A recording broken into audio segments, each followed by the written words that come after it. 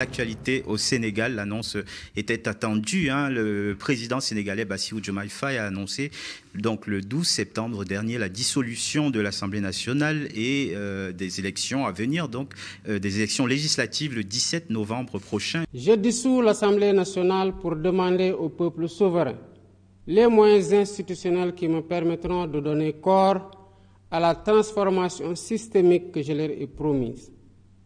Aujourd'hui, plus que jamais, l'heure est venue d'ouvrir une nouvelle temporalité à notre quinquennat. Alors, Félix, cette dissolution n'était donc pas une surprise au regard de la répartition des forces politiques à l'Assemblée nationale? Non, elle n'était pas une surprise, mais elle est arrivée un peu trop tôt. Elle est arrivée un peu trop tôt dans l'agenda du gouvernement sénégalais.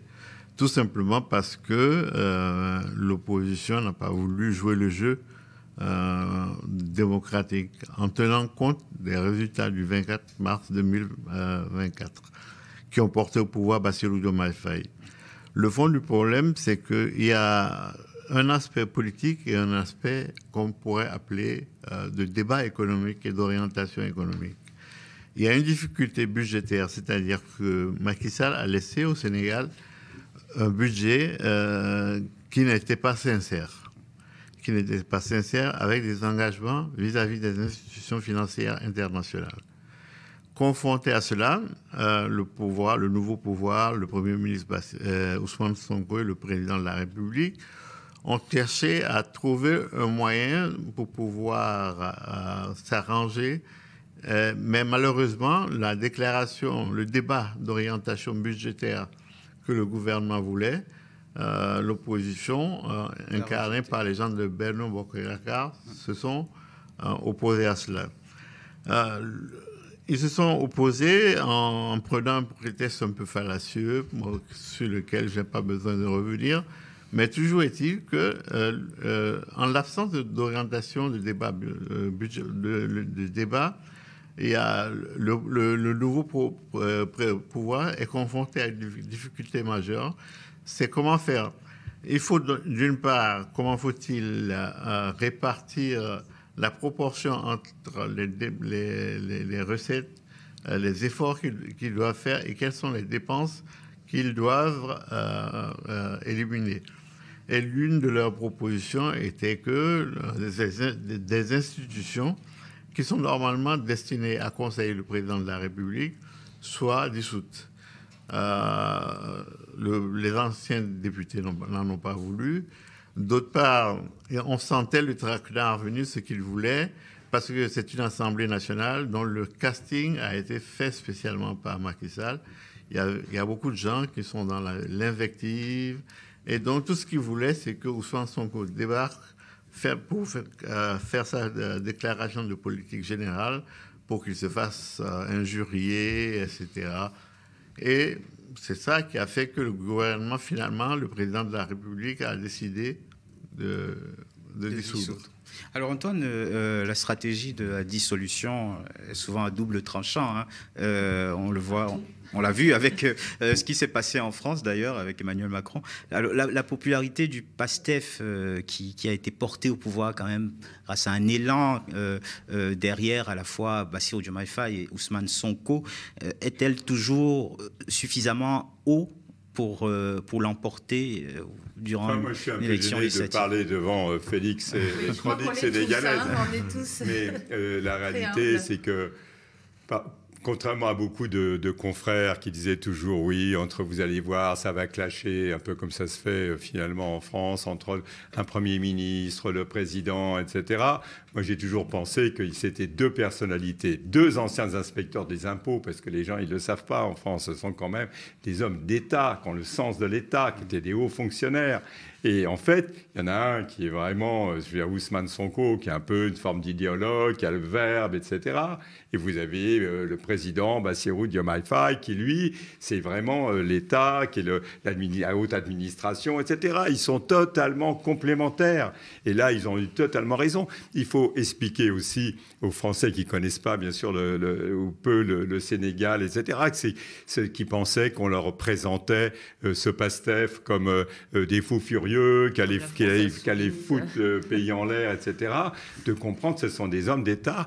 Là, ils respectent totalement la Constitution, comme ça a été dit. Ils sont complètement dans les clous de la Constitution. Ils ont dissous, comme ça se fait. Ça se fait ici, il faut voir. Et peut-être ici, ça se fait dans une plus mauvaise condition que là-bas. Et en plus, c'est incroyable de voir qu'ils restent vraiment dans les clous. Ils ont raison. Alors que politiquement, ils profitent de la faiblesse des coalitions de l'opposition. On voit comment l'ancien Premier ministre Amadou Ba s'est rapproché de Moustapha Niasse, essaye de l'ancien président de l'Assemblée nationale, essaye de créer, de se présenter et de bénéficier lui aussi de l'ancienne coalition qui soutenait Macky Sall. Politiquement, c'est bien joué. Et puis sur le plan institutionnel, c'est aussi très bien joué parce que c'était pas possible de continuer à pas pouvoir diriger le pays avec une assemblée qui, effectivement, quand ils auraient présenté leur motion, ça aurait été des ricanements. À ce moment-là, ils ont fait ce qu'il fallait faire. Ils sont en position de le faire. Alors, Wilfried, considérant tous les bouleversements qu'il y a eu dans la région, sous-région, Afrique de l'Ouest, on voit bien que Bassirou Diomaye Faye est très attendu au tournant et que chacune de ses décisions, de ses déplacements, chacun de ses déplacements même, on se souvient de sa visite en France il y a quelques semaines, chaque déplacement, chaque mouvement, chaque discours est scruté de près pour consulter en quelque sorte la sincérité de sa démarche. Oui, parce que Bassirou Diomaye Faye et Ousmane Sonko sont arrivés au pouvoir sur la base d'un programme fondé sur la rupture systémique. C'est ce qu'ils avaient prévu. Rupture systémique ne signifie pas qu'on a pour point focal l'animosité envers tout le monde ou envers les amis de l'ancien régime. Ça signifie simplement qu'on rompt avec les clauses de soumission plus ou moins de l'ancien régime à certaines structures qui, aux yeux du nouveau pouvoir, étaient défavorables au Sénégal. Et donc, on a besoin de voir si, dans les faits, c'est exactement ce qui se produit. Et c'est pour ça que, contrairement à M. Félix, je trouverais plutôt que la dissolution de l'Assemblée nationale était attendue. Elle vient y a point nommé parce que déjà le PASTEF avait une incroyable minorité à l'Assemblée. Il était impossible de faire quoi que ce soit. Sur les 165 députés, ils en ont à peine, ils n'ont même pas 25. Donc avec ça, vous ne pouvez pas faire grand-chose. Donc il y a une nécessité absolue de procéder à une réforme. Je crois que c'est ce que Félix a dit, hein, que c'était attendu. Non, j'ai cru l'entendre dire que c'était trop tôt. Ouais. Ouais, oui, c'était trop tôt, mais ce n'était pas une surprise, en tout cas. C'est pas trop tôt, puisqu'il y a le discours, il y a la ligne budgétaire qui doit être définie pour l'année à venir, et le débat est bloqué par, justement, la coalition Beno-Boniakar, qui empêche Diomaye Faye de présenter un programme qu'il assume, parce qu'à l'heure actuelle, quand on lui posera la question, il dira tout ce que j'ai essayé d'implémenter comme réforme n'a pas vu le jour, parce que la majorité au Parlement m'en a empêché. Il y a aussi sa volonté, comme il l'a dit, on a le même problème en Afrique centrale, notamment au Cameroun.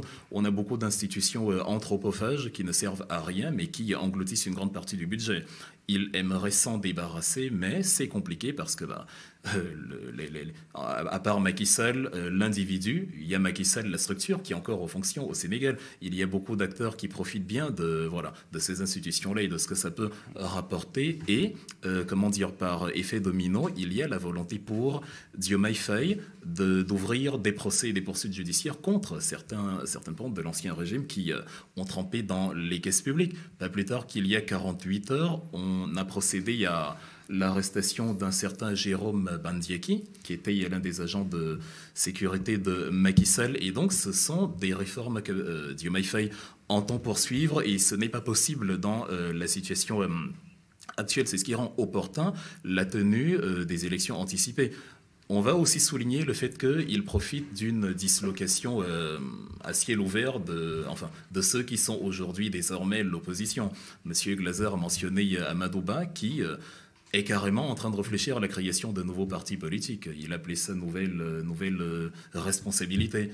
C'est-à-dire, il a dedans, on a même vu des membres de la famille. On a vu monsieur Aliou Sall, le frère de l'autre, de l'ancien dirigeant, qui a participé aux travaux d'il y a quelques jours. Et donc, on voit comment, à l'intérieur de cette coalition qui regroupait l'AFP, le PS, Rewmi, Idrissa Seck, on voit comment il y a des bagarres internes qui font que, forcément, le lot, qui est cette fois le duo Sonko-Faye, s'immisce dans la bergerie, et c'est de bonne guerre. Il se dit, on va profiter justement du fait que les fourmis sont dispersées pour détruire la fourmilière.